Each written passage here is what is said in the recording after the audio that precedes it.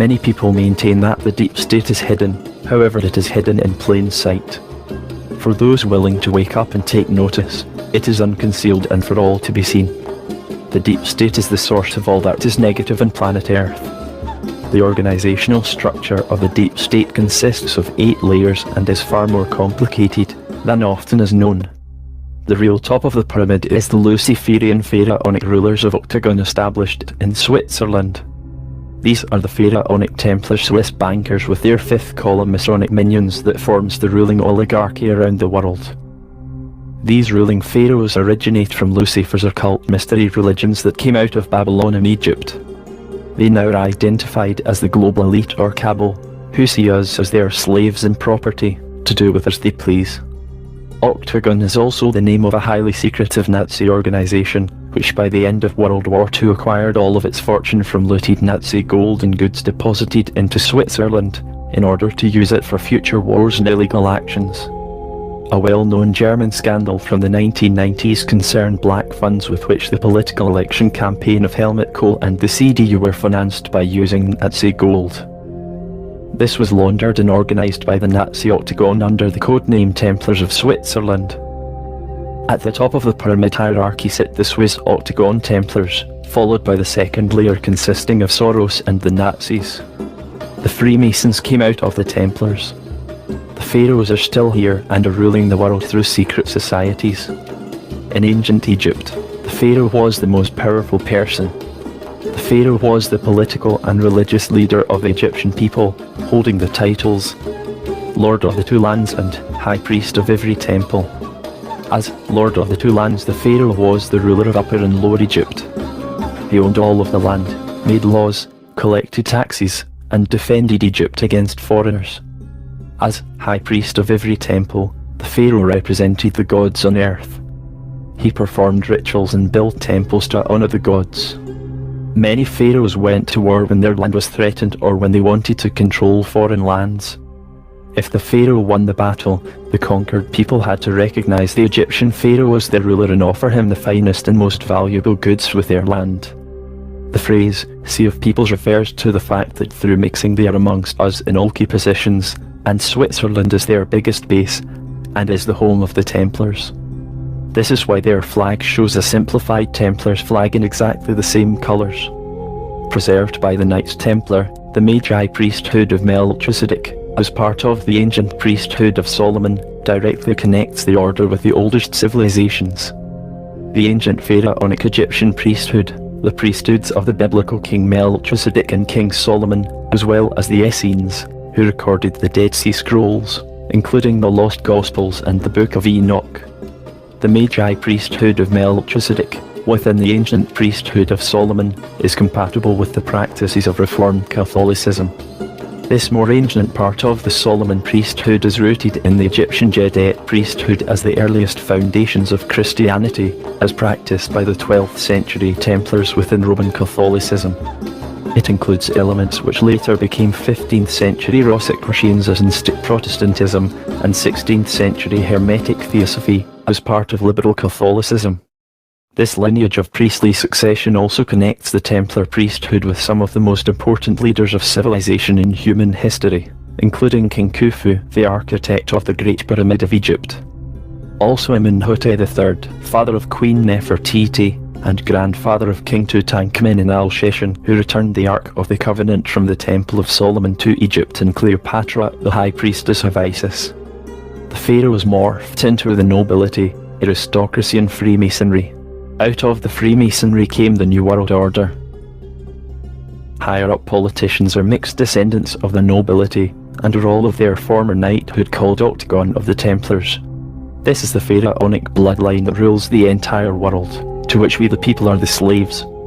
The Swiss Federal Institute in Zurich released a study entitled "The Network of Global Corporate Control that proves a small consortium of corporations, mainly banks, run the world." A mere 147 corporations which form a super entity have control over 40% of the world's wealth, which is the real economy. These mega corporations are at the centre of the global economy. The banks found to be most influential include Barclays plc, Capital Group Companies Incorporated, FMR Corporation, AXA, State Street Corporation, JP Morgan Chase & Co, Legal & General Group plc, Vanguard Group Incorporated, UBS AG, Merrill Lynch & Co. These top 10 transnational companies that hold the most control over the global economy, and if you're one of the millions that are convinced big banks run the world, you should get a creeping sense of justification from this list. Some of the other usual suspects round out the top 25, including JP Morgan, Credit Suisse, and Goldman Sachs. The top 49 corporations are financial institutions, banks, and insurance companies. The rest essentially just pushes money around to one another. This is the interconnectedness of the top players in this international scheme. However, as the connections to the controlling groups are networked throughout the world, they become the catalyst for the global financial collapse. James Glatfelder, complex systems theorist at the SFI, explains, in effect, less than 1% of the companies were able to control 40% of the entire network. The third layer is the Palantir, the most powerful structure for spying ever devised. Palantir has long sought to sell governments an unmatched power to sift and exploit information of any kind. Peter Thiel presents a perfect nexus of government clout with a kind of corporate swagger.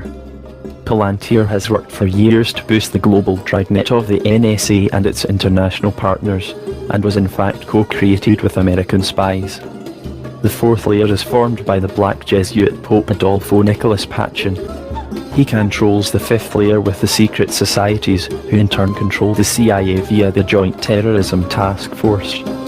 The FBI and US intel agencies that run the drug trafficking, the depicted uranium weapons shipments, the illegal white phosphorus weapons, the organ harvesting, the paedophile rings, the car theft rings, the illegal use of the diplomatic containers, etc., and human trafficking. The secret societies are puppets of the Black Pope. On the other side, the CIA is the puppet of the Swiss Octagon Templars. They hide their money in Bitcoin, which was created by Alice at the CERN Large Hadron Collider Laboratories in Geneva. Bitcoin is run by artificial intelligence. The Black Pope's foot soldiers are Jacob and Evelyn Rothschild, who are completely subordinate to the Jesuit-run Roman Empire that also conducted the assassinations, among many others. John F. Kennedy, executed by the CIA. The Black Pope also collaborates with the secret societies and the CIA together with the FBI and all US intel agencies. The sixth layer consists of the Khazarian Mafia, who are fake Jews. The Vatican, Pope Francis, and Queen Elizabeth II, with among others the Dutch and Spanish royalties, are in charge. They form the three-part rule of the secret government and are puppets of the Vatican. 3 city-states control the world. The seventh layer is the Roman Empire, with its 3 principal city-states in the Vatican, the City of London and Washington, D.C. These are the puppets of the 6 higher layers in the hierarchy. The Vatican is the power structure that wants to merge all religions into one. The City of London's financial branch, and Washington, D.C. controls the military. These are the 3 sovereign, corporate city-states that control the whole world and are not part of the country that they are located in. They have their own laws, no taxes, and their own identities as indicated by their respective flags. The 8th layer is formed by the banking cartel and is controlled by the Knights of Malta, a military order whose members are the top of the Western elite and must obey the given orders.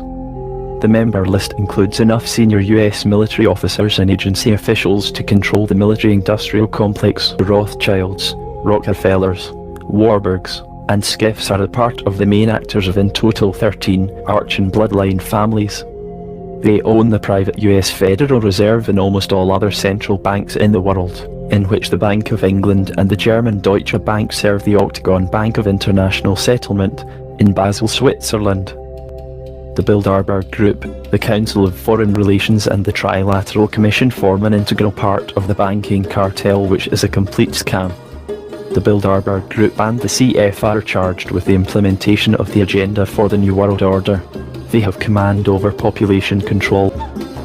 All countries that are incorporated by the cabal are bankrupted by the banking cartels that constitutes the 13 arch and bloodline families. The masses of people have more to fear from combinations of the wealthy and professional classes from an aristocracy which, through the influence of riches and talents insidiously employed, have sometimes succeeded in preventing political institutions, however well adjusted, from securing the freedom of the citizens. The bank has by degrees obtained almost entire dominion over the circulating medium, and with it, the power to increase or diminish the price of property and to levy taxes on the people in the form of premiums and interest, to an amount only limited by the quantity of paper currency it is enabled to issue. The Rothschilds designed a private fiat banking system that specialised in making counterfeit money from nothing, charging insidious usury to governments, while this should have been the people's own money, free from interest charges. The fake money idea came from the black art of Babylonian money magic, claiming to insiders that such technology and secret money power was given to them by Baal. The Illuminati use paedophilia to blackmail and control their puppet members, the revelation of which has rendered the masses in denial. The legal system and police are comprised and fully complicit in subversion of civilization. The masses suffer from the Stockholm Syndrome. Fully invested in their enslavement, people are too corruptible, cowardly, or dumb to face reality. The necessity of the Great Awakening, the masses are still in large part in denial. If we don't awaken en masse, we will soon be totally degraded until humanity is completely lost. Then your culling under some false pretext will seem like divine retribution. Fast forward to the current situation in the world today and think hard.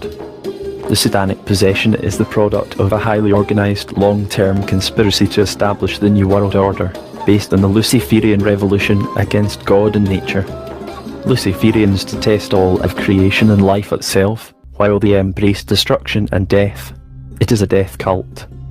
The Great Awakening must now arrive in full force, as it is our plight to save humanity for our future generations.